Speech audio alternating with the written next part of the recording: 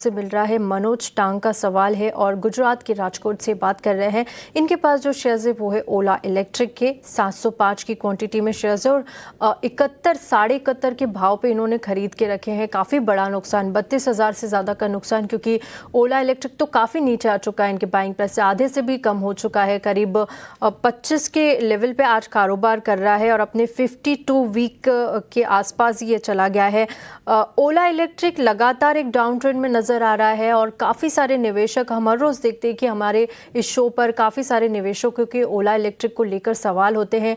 हर बार खबरें आती है और नेगेटिव खबर आती है, उसके बाद ओला पर प्रेशर नज़र आ जाता है। लेकिन क्या लगता है आपको, ओला में इन लेवल्स पर बने रहना चाहिए? और जिस तरह की अनसर्टेनिटीज़ लगातार यहाँ पर देखने को मिल रही है, क्या सलाह देंगे आप इन्वेस्टरों को, जिन किसी के भी पोर्टफोलियो में अगर ओला इलेक्ट्रिक है तो?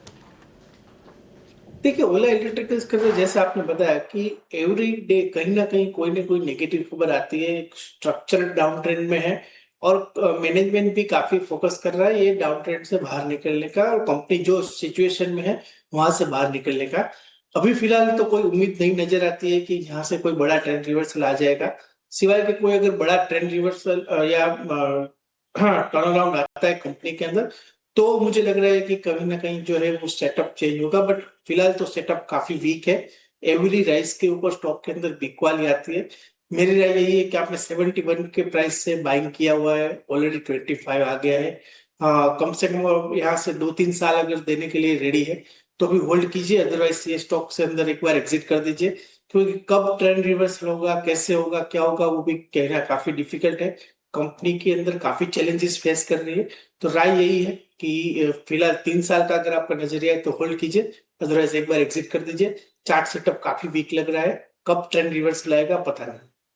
ठीक है, कब तक ट्रेंड रिवर्सल आएगा उसका कुछ पता नहीं, क्योंकि काफ़ी सारे चैलेंजेस यहाँ पर लगातार कंपनी फेस कर रही है। यहाँ से आपको एग्जिट की सलाह है, लेवल्स आपको पता है, उन लेवल्स पर आप एग्जिट कर सकते हैं।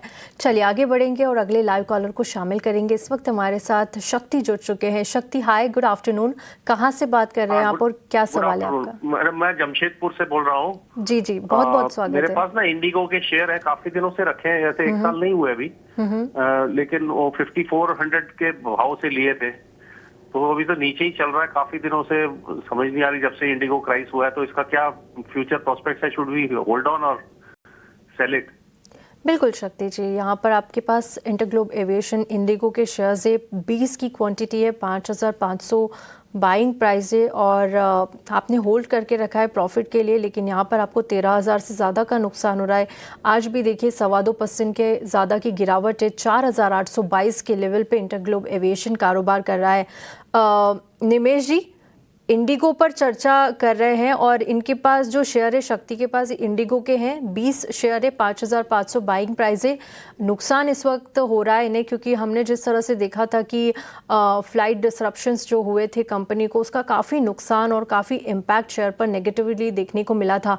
लेकिन एविएशन सेक्टर में आप इंडिगो को किस तरह से देखते हैं? क्या ये अभी भी स्ट्रॉन्ग प्लेयर्स है? जिस तरह की ब्रोकरेजेस की रिपोर्ट आती है तो वो तो काफ़ी बुलिश नज़रिया इंटरग्लोब पर लगातार दे रहे हैं, लेकिन यहाँ पर शक्ति को नुकसान हो रहा है। क्या लगता है आपको, शक्ति के जो लेवल से वहां तक जा पाएगा?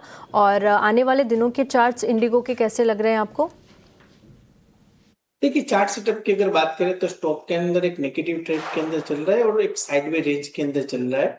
जिस तरह से चार्ट का सेटअप है, कहीं ना कहीं स्टॉक ऊपर में 5,200 का एक स्ट्रॉन्ग रेजिस्टेंस फेस कर रहा है और वहां से हम लोग देख रहे हैं कि बार बार एक सेलिंग प्रेशर जो है वो देखने को मिल रहा है। अभी भी जिस तरह से स्ट्रक्चर है, आपको थोड़ा टाइम देना पड़ेगा। आपने जो बाइंग प्राइस से लिया है, मुझे लग रहा है कि बाइंग प्राइस आने की उम्मीद तो है। जिस तरह से सेटअप है थोड़ा वीक है, बट ऑल ओवर कंपनी का फंडामेंटल काफी स्ट्रॉन्ग है और आने वाले दिनों में आने के चांसेस मुझे लग रहे हैं।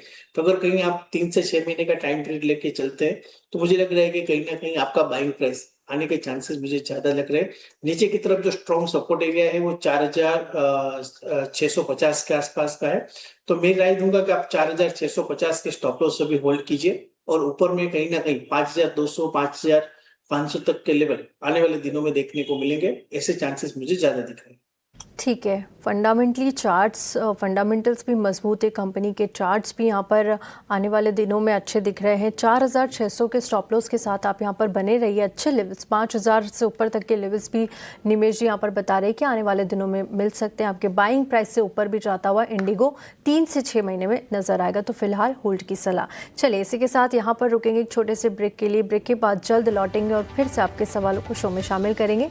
तब तक आप अपने सवाल हमें भेजते रहिए।